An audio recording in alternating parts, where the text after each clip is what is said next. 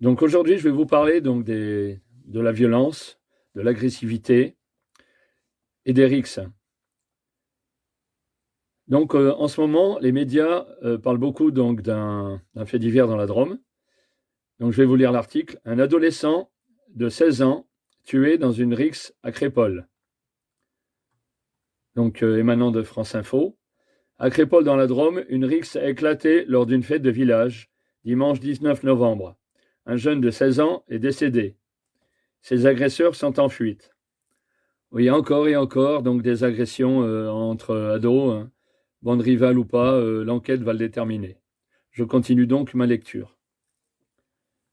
Les traces de l'agression sont encore visibles dans la salle des fêtes de Crépol, Drôme, alors qu'un bal se termine vers 3 heures du matin. Dimanche 19 novembre, une dizaine de jeunes extérieurs au village tentent d'entrer dans la salle. Ils sont refoulés par le vigile et une bagarre générale éclate. Un adolescent de 16 ans est tué à l'arme blanche. 8 personnes sont blessées. Il a reçu 2 coups de couteau et un au ventre et un proche du cœur. Lui, son ami, s'est interposé entre les deux. Il a réussi un coup de couteau, témoigne un proche d'une des victimes. Une cellule psychologique, les agresseurs sont en fuite. Les circonstances de la rixe sont encore floues dans un petit village au bord de la Drôme. Les habitants sont sous le choc dans un petit village de Crépol. Comme ça fait quand même beaucoup. Je pense que la commune va avoir un bond. Pendant quelque temps, ça va être un peu moins la joie au village, confie un habitant. Une cellule psychologique a été ouverte à Crépol.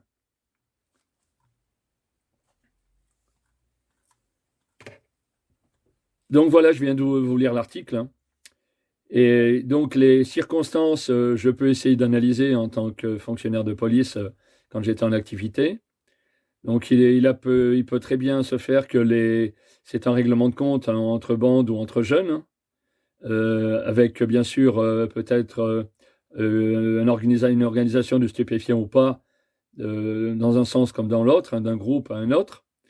Je pense aussi donc peut-être une vengeance individuelle et au sein, bien sûr, d'un groupe à un autre, pour ce qui est de Crépol, concernant donc une personne qui aurait eu un démêlé, donc il aurait appelé ses petits copains donc dans notre village pour venir à Crépol et bien sûr armé, puisqu'il y a quand même le décès d'un ado de 16 ans, d'un adolescent de 16 ans par arme blanche. On est bien d'accord.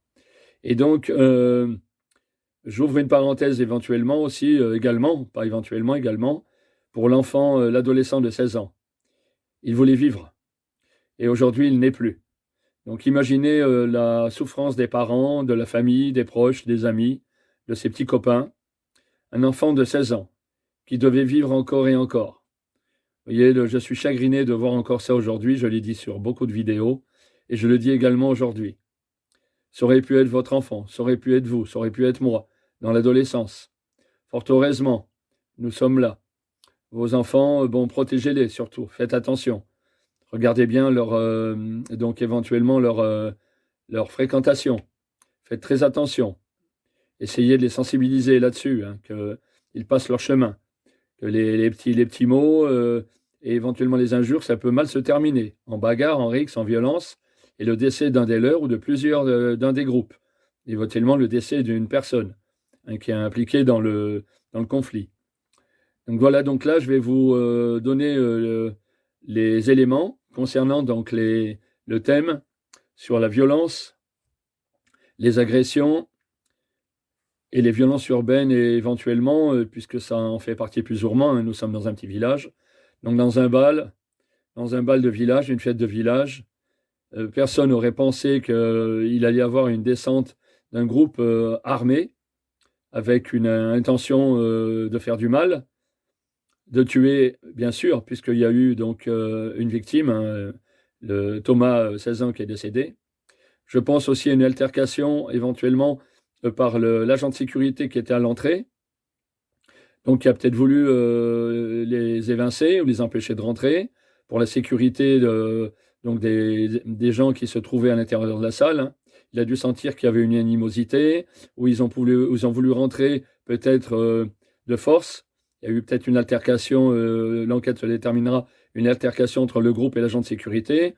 Des gens de l'intérieur ont vu peut-être, comment dire, l'altercation. et des jeunes comme Thomas ou autres ont voulu s'interposer. On peut y envisager ça, où je vous dis, donc, je vous redis, une vengeance de bande rivale ou de conflits antérieurs. Donc l'agression, la violence, en général, donc pour la définition, hein, c'est l'intention de nuire par utilisation de la force, bien sûr. Et donc faire mal et anéantir plus ou moins l'individu ou la situation de l'individu. Vous avez les agressions, les rixes et les violences. Je vais vous donner les causes. Donc là, dans le cas de figure de Crépol dans la Drôme, pour le moment, l'enquête le déterminera. Hein. On ne peut pas affirmer telle ou telle cause ou responsabilité. Les causes, l'instinct de survie, la défense, c'est, disons, le côté positif sur l'agression, sur la violence. C'est nécessaire parce que, bon, on défend sa vie ou on défend, son intégrité physique ou on défend ses proches ou les gens qui vous entourent, un entourage, un environnement humain. Vous avez, dans le négatif, la méchanceté. La méchanceté, il n'y a pas de justification.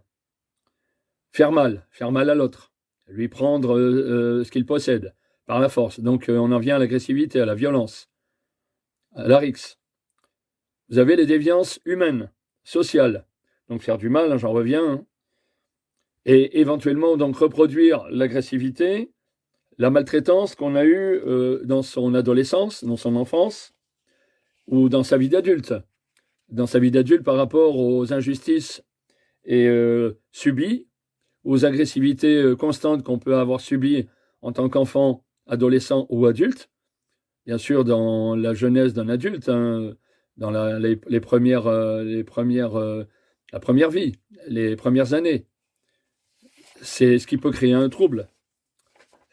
Un trouble intérieur, psychique et tout. Donc, on devient agressif, on devient violent, on devient nerveux, on devient coléreux. Je vais vous en parler d'ailleurs dans la vidéo un peu plus tard, pour y revenir. Les causes toujours, pour ceux qui sont agressifs, vous pouvez avoir la cause de la perte de la dignité. Ils deviennent violents, parce qu'ils ont perdu leur dignité, ils ont vis-à-vis des autres. Donc, au lieu de se cacher, vous avez des gens qui vont s'effacer, qui vont se cacher, et vous avez d'autres qui vont utiliser la violence pour se faire valoir, pour afficher leur suprématie, par rapport justement à leur perte de dignité. Voilà, on m'a fait perdre ma dignité, je vais essayer de la récupérer par la violence. Je vais soumettre les autres, je vais soumettre celui qui est en face de moi. La perte de liberté également, ça peut en être la cause. J'ai perdu ma liberté, donc je vais utiliser la violence pour la perdre, qu'elle soit justifiée ou non, parce que la liberté, ça peut être pour être séquestré. Donc là, c'est justifié. Mais par contre, une perte de liberté, utiliser la violence, admettons dans une prison, comme il y a eu, quand il y a eu des prisonniers qui se sont révoltés, utiliser la violence contre les gens qui gardent donc les prisons, les carnets de prison ou autres, bon, voilà, ça, c'est pas justifié. Je vous donne un exemple. Des gens aussi qui sont devenus coléreux et nerveux, qui ont perdu donc toute confiance en eux-mêmes par rapport à la société, donc un manque de justice, voilà, le fait de s'intégrer, le fait d'avoir vécu des situations injustes en tant qu'adolescent, en tant qu'enfant ou en tant qu'adulte. Donc on récupère ce qu'on n'a pas obtenu sur les faits de justice ou les injustices qu'on a subies par la violence ou la vengeance. Voilà, une vengeance tout simplement, tout le monde est injuste envers moi, la société est injuste envers moi, donc je vais utiliser la violence, l'agressivité, voire faire très mal, voire tuer, pour me venger ou pour obtenir la justice à tout prix. Voilà, sans passer par les tribunaux, bien sûr, puisqu'on l'auteur utilise la violence. La perte de confiance en soi également, c'est très important. Pour l'auteur, la confiance en soi, on m'a humilié, donc j'ai perdu ma confiance, donc pour s'affirmer, pour s'afficher, il va utiliser la violence, l'auteur ou les auteurs. La personnalité aussi. Donc par rapport au vécu, aux maltraitances qu'on a subies, aux injustices, j'y reviens, aux injustices qu'on a subies, et donc à toutes les imperfections de la société qu'on ressent, un ressentiment, donc ça peut changer la personnalité de l'auteur. Donc on va faire mal parce qu'on a eu mal, il y a quelque chose qui ne nous plaît pas, et ben on va faire mal, on va attaquer les gens autour de nous, on va les agresser. Voilà, donc pour satisfaire un besoin d'assouvissement, comment dire, de soumettre l'autre. Vous avez également la santé mentale. Donc là, il peut y avoir des causes médicales, comme il peut y avoir aussi, on y revient, des causes sur le fait d'avoir vécu des situations malsaines, donc d'avoir été victime. Donc la victime, elle reprojette ce qu'elle a vécu. Et aussi par méchanceté. On m'a fait du mal, je vais faire du mal. Donc voilà. Donc vous avez la santé mentale. Donc la personne, là, vous avez, je vous dis, hein, l'aspect médical. Donc on n'est pas tous avec les mêmes, on n'est pas tous égaux dans la naissance et dans la vie et dans la mort. Donc vous avez des gens qui ont des cécités mentales, hein, des handicapés mentaux, qui peuvent être agressifs, donc, ou qui peuvent être calmes. Vous avez des gens qui ont un handicap, une cécité, un manque psychique, et qui peuvent être adorables. Donc j'en ai croisé dans ma vie professionnelle ou dans ma vie de tous les jours. Voilà. Vous avez donc la vie, j'y reviens, la vie complexe et troublante. Donc on revient à l'adolescence, à l'enfance, à la famille. Hein, une famille où les parents sont alcooliques, où il n'y a pas de repères familiaux, les parents ne sont jamais là, donc ça peut engendrer comment dire, l'agressivité. Il n'y a pas eu d'amour, il n'y a pas eu de tendresse, il n'y a pas eu de caresse, il n'y a pas eu de bisous. Hein, on va parler de bisous parce que bon, c'est les adolescents ou l'enfance. Donc ça peut engendrer une agressivité, un manque de communication ou un manque, donc il y a une souffrance ou un manque d'amour, un manque de tendresse. Ça peut rendre un humain comme un animal. Une personne qui a jamais eu de tendresse, d'amour, alors qu'elle en recherchait, elle est en souffrance, donc elle va être méchante et agressive avec les autres. Peut-être pendant l'adolescence, son enfance ou dans sa vie d'adulte.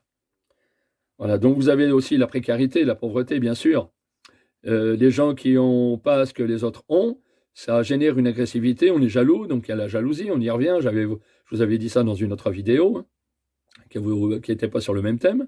Donc on y revient encore, la précarité. Et bien sûr, donc la précarité, je veux m'approprier ce que l'autre n'a pas. Donc ça dégénère l'agressivité, la violence. Voilà. Ou les rixes, bien sûr, quand c'est un individu qui attaque un groupe ou un groupe qui attaque un individu ou un groupe. Vous avez donc aussi la discrimination.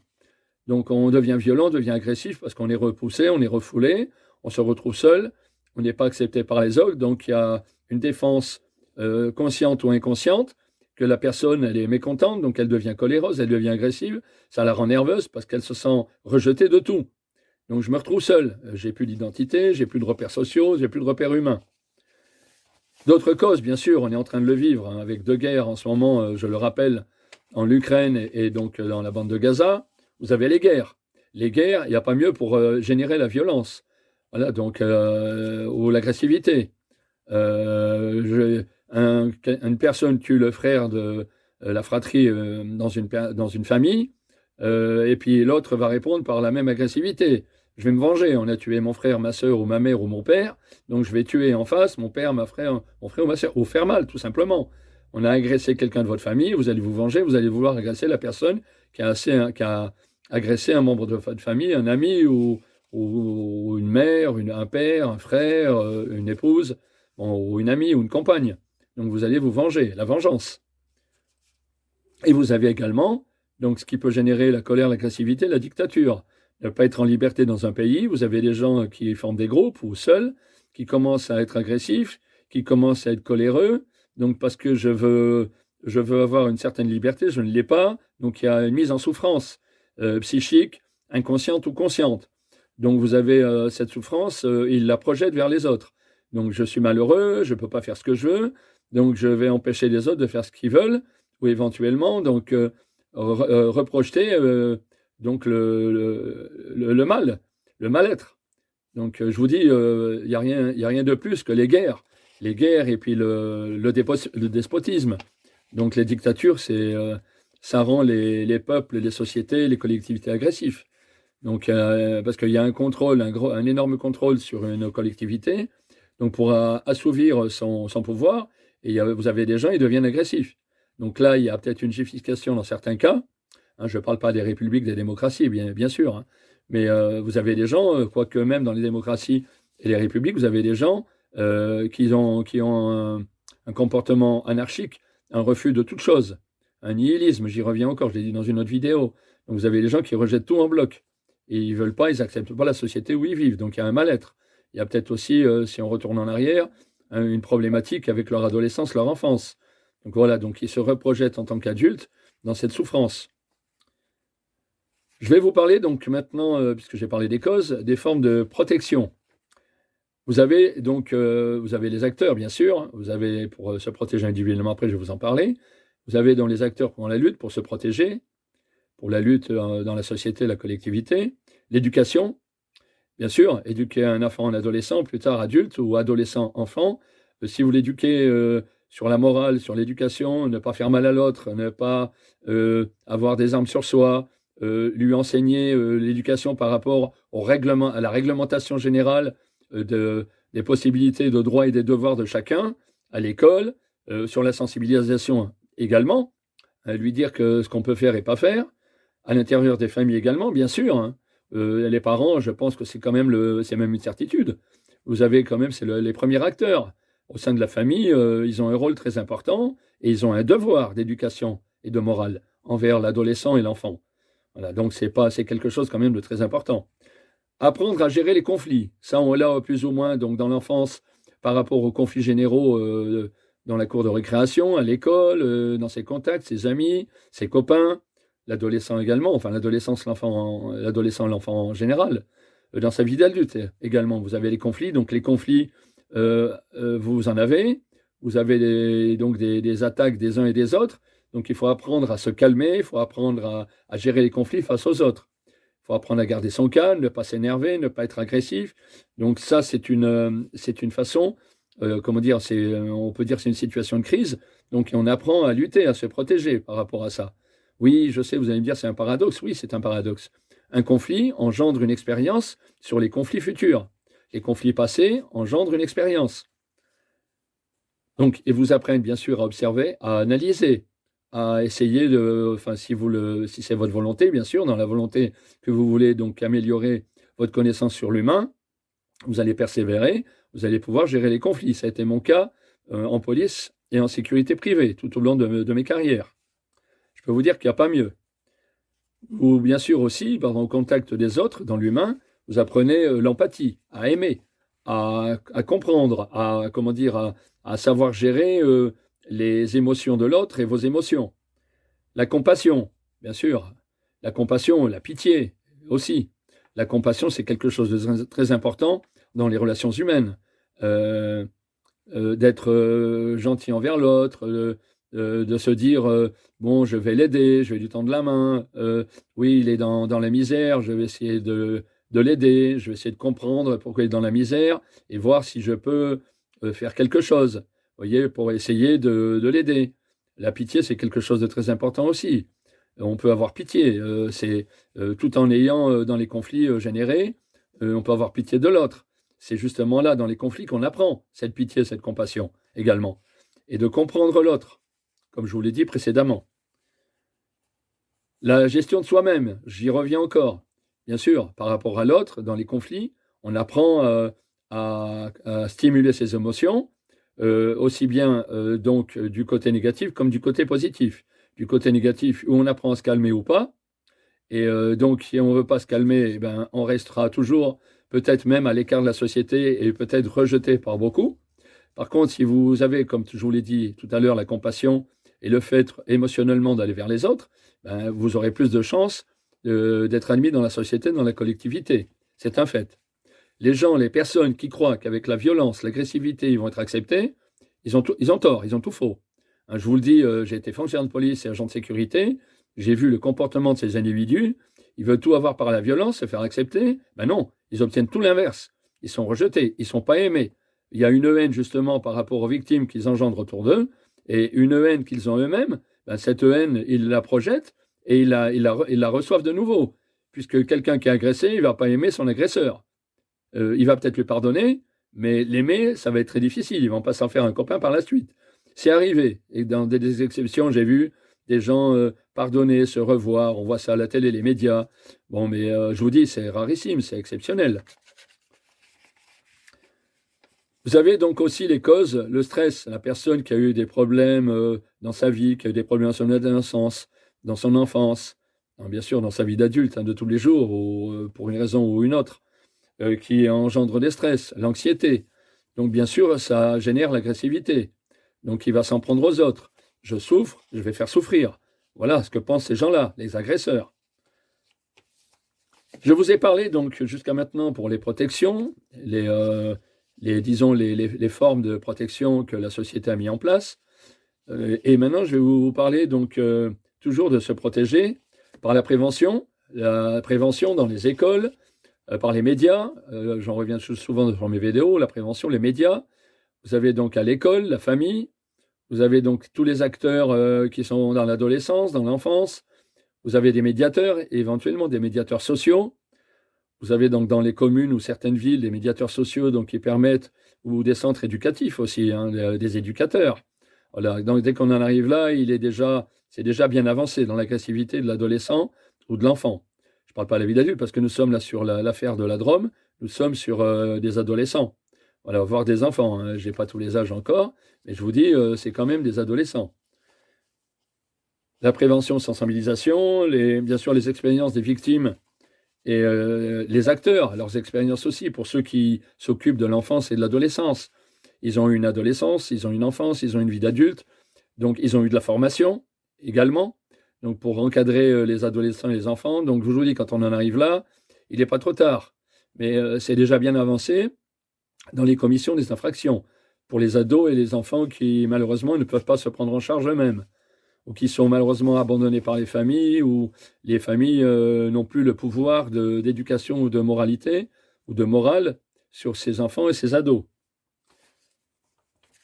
La protection de la société, bon, l'éducation, la morale, bien sûr, vous avez les sanctions, le pénal, les sanctions. Donc, je vous dis, dans la responsabilité des personnes, bien sûr, les sanctions par rapport à l'évolution de la gravité de la manifestation de l'infraction, donc avec arme ou sans arme, circonstances aggravantes sur des adolescents, des handicapés ou des jeunes adolescents handicapés, des femmes, des jeunes filles, des femmes enceintes, de la part, bien sûr, des agressivités, des violences qui peuvent venir d'adolescents. Ça se voit, ça s'est vu. Donc, j'espère que ça pourra un jour s'arrêter. Ça, c'est dans la décision de nos politiques et des acteurs, donc en plus des acteurs qui suivront donc les affaires en cours et les affaires à venir qui vont s'informer, qui continueront à se former. Donc, il va y avoir une évolution dans les formations, j'en suis sûr. Il va y avoir une formation, plus élaborée. Donc, les acteurs, bien sûr, réfléchissent à chaque affaire et chaque affaire donne l'expérience. Chaque dénouement de chaque affaire donne l'expérience aux acteurs pour la protection de la collectivité de la société. La réglementation en est une. C'est les sanctions, mais là, quand les sanctions arrivent, il est déjà trop tard. Il y a une agressivité qui a été commise, une violence, une rixe. Donc là, quand on arrive aux sanctions, c'est qu'il y a un auteur, une victime. Il est trop tard. Vous avez dans les termes de la sanction, je vous les donnerai ultérieurement, vous avez dans la sanction donc la réparation par rapport à la victime. L'auteur par rapport à la victime, la victime peut demander réparation. Et vous avez également la réhabilitation.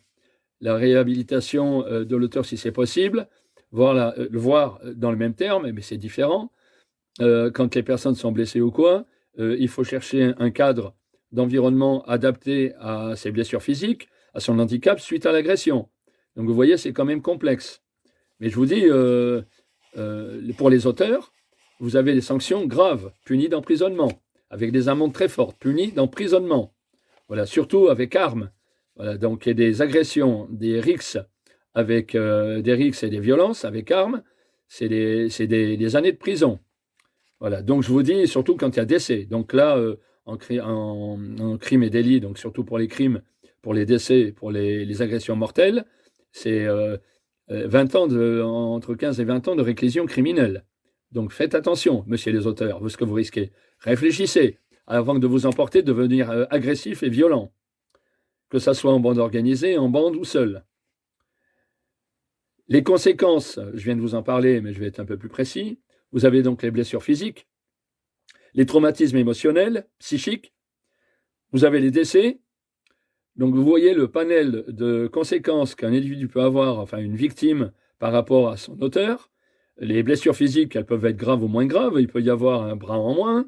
Il peut y avoir des conséquences d'handicap très, très fortes, très lourdes. Donc, imaginez une vie détruite, des familles détruites, encore, je le redis, je l'ai dit dans les autres vidéos, jusqu'à la fin de leur vie, hein. Des familles, des couples, des femmes, des épouses, voilà, je vous dis, toutes les victimes, c'est pas seulement la personne qui a été agressée. Après, il peut y avoir aussi plusieurs agressés et plusieurs agresseurs. Voilà, les groupes contre un groupe. Donc là, ça augmente le nombre de victimes, ça augmente le nombre de blessures physiques. Et ça augmente aussi les traumatismes émotionnels, psychiques. Donc, on vous a donné un coup, vous allez avoir peur, vous allez marcher dans la rue, vous allez toujours être en crainte d'être agressé. C'est comme un viol. Un viol, c'est pareil. De toute façon, un viol, c'est une agression. C'est criminel. Donc, c'est une agression aussi.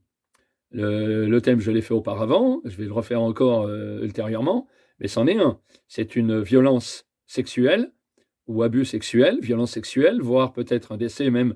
Souvent, il peut y avoir un décès hein, pour la personne qui a reçu des coups, qui a eu des traumatismes forts et donc qui ne s'en remet pas des blessures suite au viol. Nous sommes quand même aussi sur des violences, des agressivités très violentes. Donc là, c'est pareil, vous avez les traumatismes. La personne qui va s'en sortir, traumatisme émotionnel, psychique. Le décès, oui, dans ce cas de figure aussi. Donc maintenant, la violence justifiée ou injustifiée.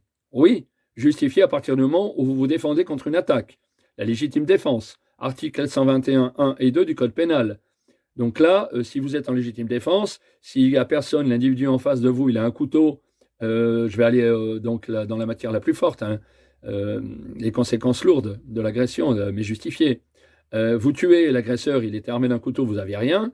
Je ne pense pas que vous allez être poursuivi pour crime ou meurtre. Donc là, vous êtes sur votre défense. Par contre, vous êtes l'auteur. Là, oui, vous avez les sanctions pénales, hein, comme je vous l'ai dit tout à l'heure. Là, vous êtes auteur, c'est différent, c'est pas justifié. Vous agressez une personne qui ne vous a pas agressé, qui ne vous a rien fait.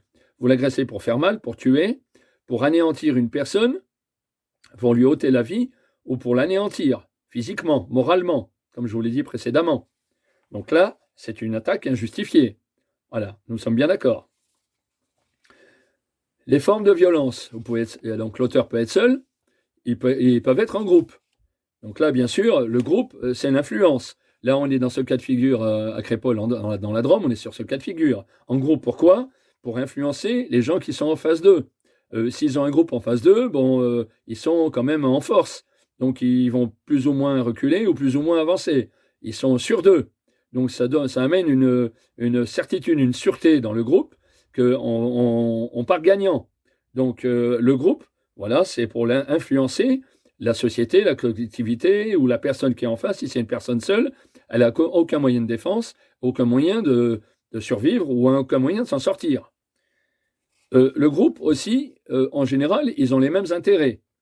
Hein, on va faire mal à quelqu'un. Sur les groupes rivaux, bien sûr, dans les cités ou autres, dans les quartiers, on n'a pas eu notre argent, on a vendu notre drogue, on a fait du trafic, on n'a pas eu le retour de l'argent, on va se venger. Donc, les mêmes intérêts. Là, je vous parle des stupéfiants, des groupes qui vendent des stupéfiants, ou des groupes qui font du trafic dans les quartiers ou autres.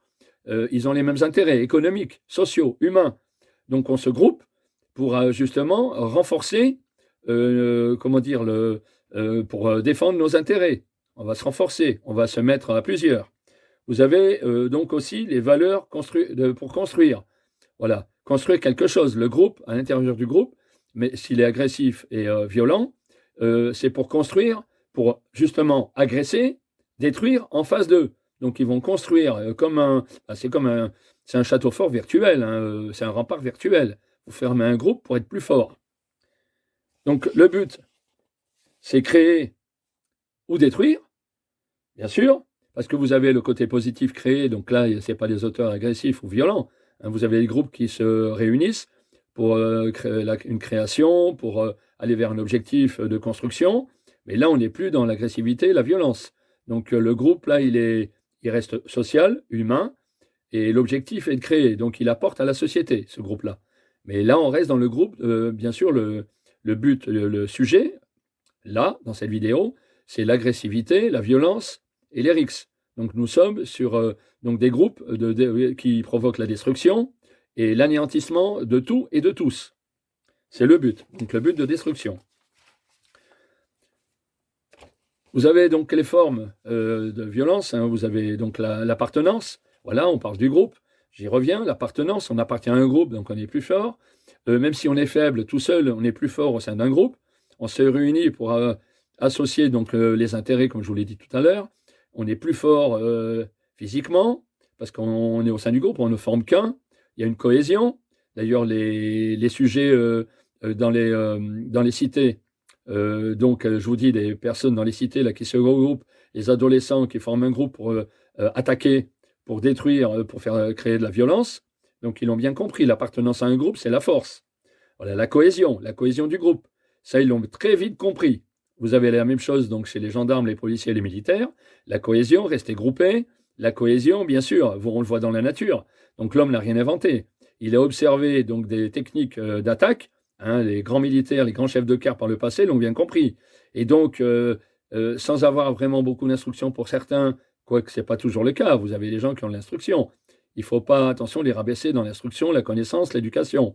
Vous avez des gens qui forment un groupe dans un quartier, une cité, qui deviennent violents au sein d'un groupe.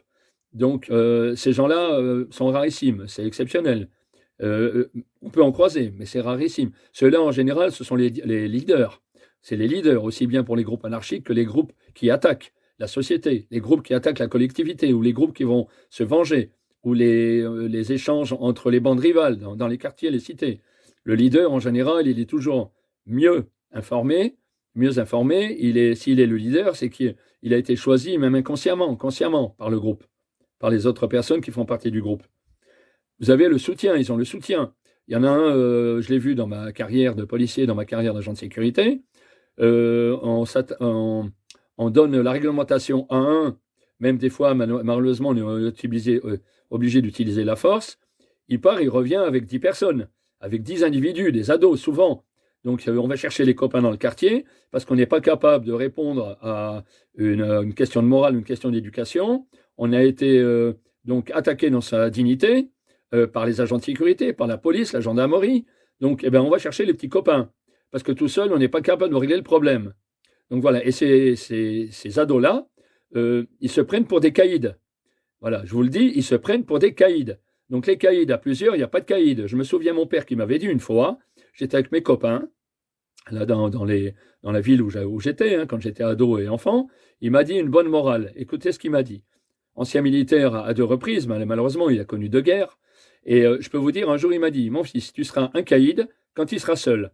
À partir du moment où j'ai téléphoné à mes collègues, où j'ai contacté mes amis, mes copains, là, j'ai vu la vie ce qu'elle était vraiment. Et j'ai appris justement là à me défendre tout seul, à faire face aux conflits et à faire face aux difficultés de la vie. Là, je suis devenu un homme. Quand on est tout seul, on est un homme. Quand on est à plusieurs, elle est où là? La circonstance d'être un homme, c'est l'effacement au sein du groupe. Donc, on n'est rien. On est un groupe, on forme une personne par rapport à un groupe.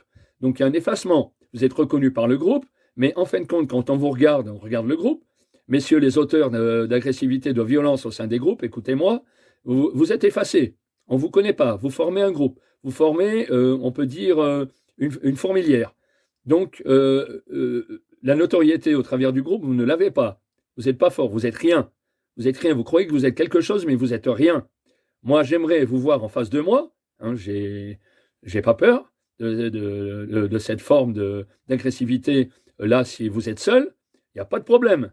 Maintenant, bien sûr, si je suis seul, je parle en général, globalement pour tout le monde.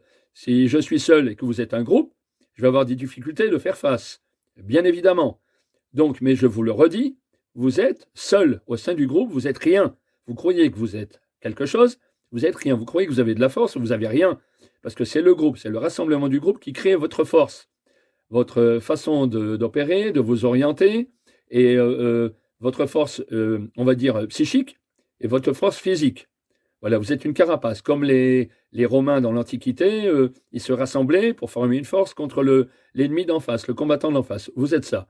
Derrière les boucliers et derrière dans le rassemblement du groupe, vous n'existez pas.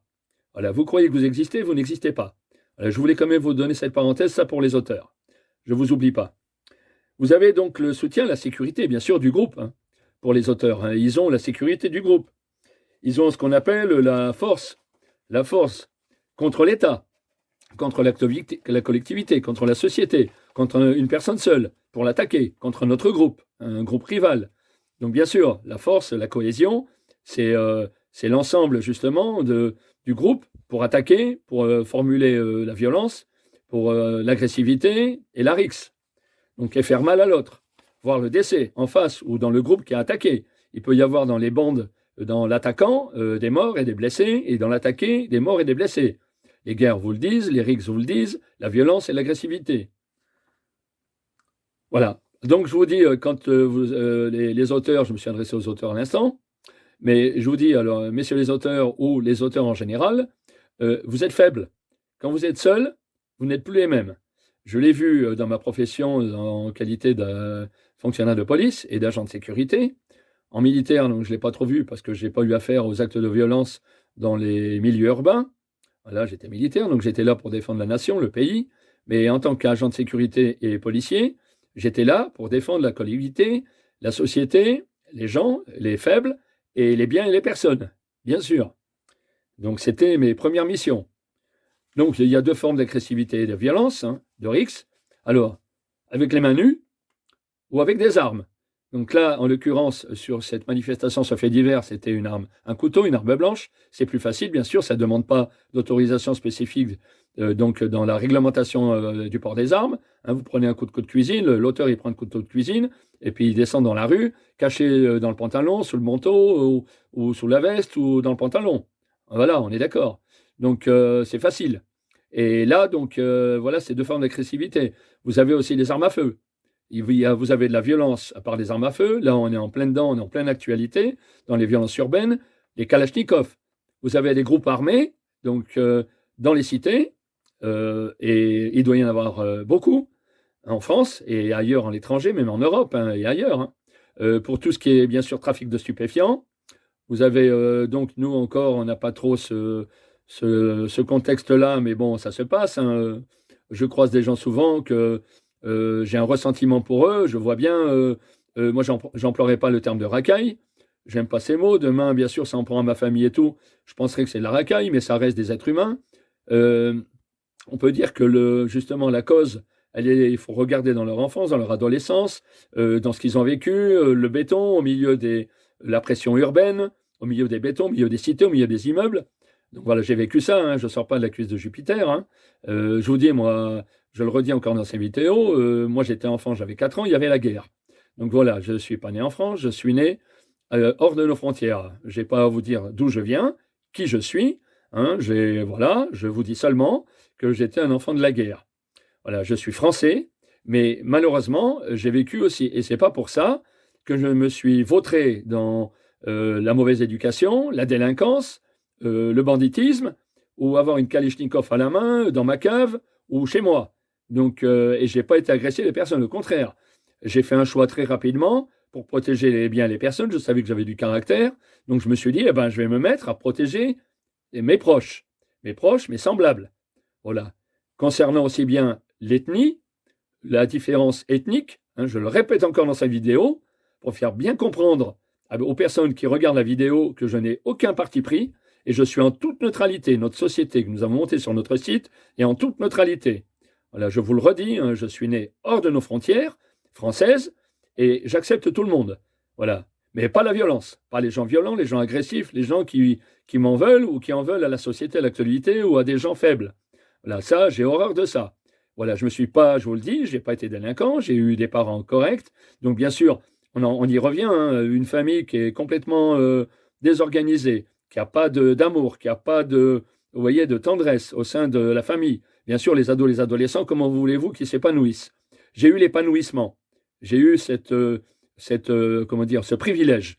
Je dirais pas cette chance, je ne crois pas à la chance. Ce privilège d'avoir eu des parents qui m'ont donné une éducation et qui m'ont aimé.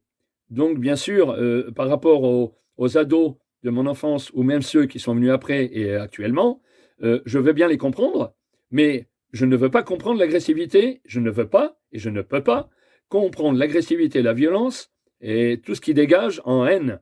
Voilà. J'ai eu de la haine. Et justement, à chaque fois, je me suis dit, mais tu vas du mauvais côté.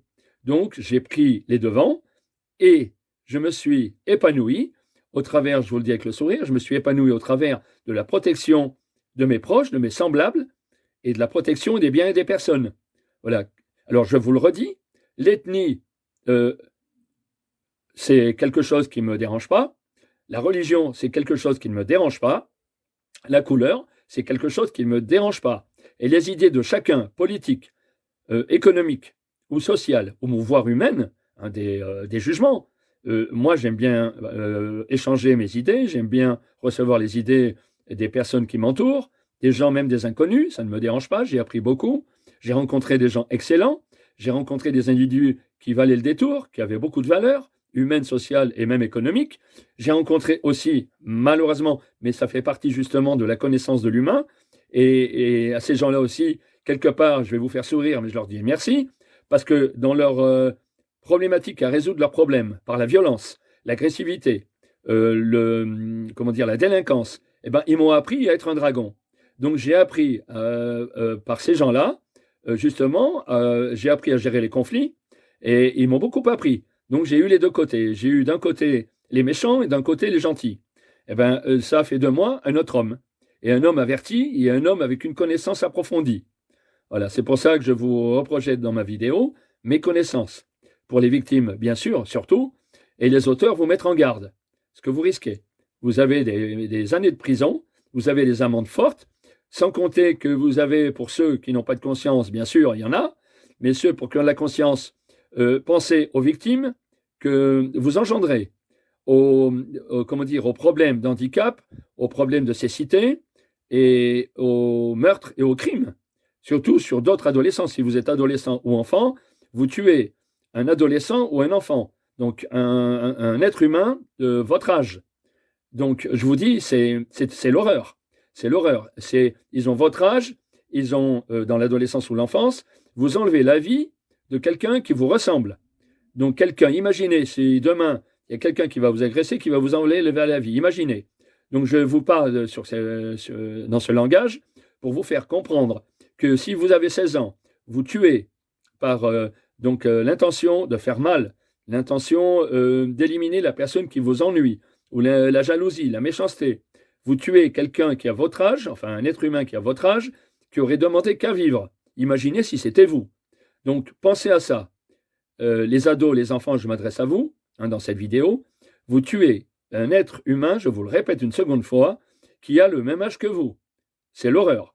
L'horreur dans toute sa splendeur. C'est le paroxysme du crime et de l'horreur et du meurtre et de l'atteinte physique à l'intégrité. C'est le paroxysme. Donc ça veut dire c'est le plus de l'acte que vous commettez en matière d'infraction pénale, de crime. Voilà, donc, ou délit, si c'est bien sûr je vous le répète, hein, puisque je m'adressais aux ados à l'instant, mais là pour les gens, les auditeurs, pour les délits également. Voilà, comme je vous ai dit, pour les agressions physiques avec des séquelles physiques et psychiques et morales. Voilà, donc je pense que j'ai fait le tour. Je vous remercie de m'avoir écouté. Et n'hésitez pas à aller sur notre site sécuconseil.com pour avoir les plus amples renseignements sur d'autres sujets, pour voir des compléments. Voilà, merci. Bonne soirée.